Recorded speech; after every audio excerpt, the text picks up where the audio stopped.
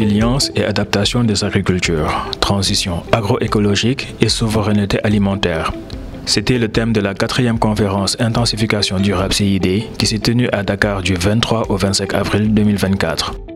Durant 72 heures, une panoplie d'acteurs a mis en débat les derniers résultats scientifiques, les défis et les opportunités pour une agriculture durable en Afrique subsaharienne.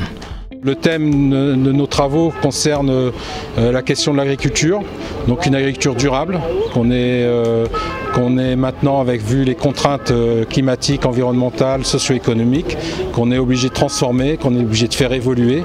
Et donc on réfléchit entre chercheurs, mais aussi entre praticiens, entre agriculteurs, techniciens, comment on peut envisager ces agricultures du futur, ici au Sénégal, mais aussi plus largement sur l'Afrique de l'Ouest. Doublement impliqué, l'ISRA a mobilisé ses compétences et ont largement contribué à la réussite de l'événement. Ndeye Hélène Diallo Diagne en était le point focal de l'Institut.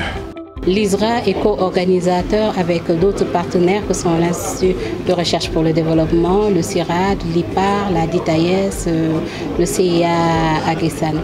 Et l'ISRA est membre aussi bien du comité d'organisation que du comité scientifique. Et nous avons aussi nos étudiants qui présentent leurs travaux dans les différentes sessions que sont l'usage des terres en session 1, la 2 avec les concepts méthodologiques de co-construction et d'échange avec les producteurs. En session 3, nous avons la transition agroécologique et pour la 4, l'utilisation de la digitalisation ou de l'intelligence artificielle aux besoins pour répondre aux questions de l'agriculture ou de la production agricole. En consacrant sa première sortie officielle à la cérémonie d'ouverture de cette conférence, le ministre de l'Environnement et de la Transition écologique est revenu sur les enjeux de ce conclave. L'agriculture de type conventionnel, tel que ça se faisait, c'était avec un dopage des terres, c'est-à-dire un usage massif d'engrais chimiques, mais également un usage massif de pesticides. Et souvent dans nos pays, c'est des pesticides qui sont même interdits dans les pays occidentaux, comme le DDT et autres. Donc, le fait de vouloir rendre plus écologique l'agriculture, ça permet également aux écosystèmes d'être plus résilients. Parce qu'à force de doper les sols, à force d'utiliser des produits chimiques, vous tuez la vie dans le sol. Les micro-organismes disparaissent et donc vous tuez la vie dans le sol. Donc le fait de rendre cette agriculture plus écologique permet également d'avoir une agriculture plus résiliente qui va résister aux chocs exogènes. L'intensification n'a de sens que rapporté à un facteur de production. Souvent, quand on parlait d'intensification, en Occident, on parle d'intensification par rapport aux intrants chimiques, que c'est en Amérique latine, on parle d'intensification par rapport à la machinerie agricole peut-être.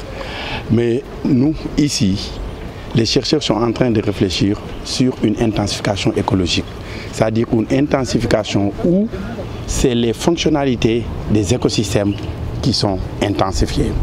Donc c'était pour nous, en tant que ministre de l'Environnement et de la Transition écologique, et comme vous le savez, depuis 2 ans, la transition écologique est devenue une des principales missions de ce ministère. Les réflexions issues de ces travaux pourront constituer des inputs pour la participation de l'Afrique, des Africains au niveau de cette grande messe mondiale sur la désertification. La CID est devenue d'année en année le rendez-vous de l'agroécologie pour faire face aux défis environnementaux, climatiques, sanitaires et économiques, sans précédent auxquels le monde est actuellement confronté. Pour cette 4e édition, elle était co-organisée par l'ISRA, l'IRD, le CIRAD, l'IPAR, la DITAIES, avec le soutien de CEA Agrisan, du CSFD, de l'UCAT et de ACF.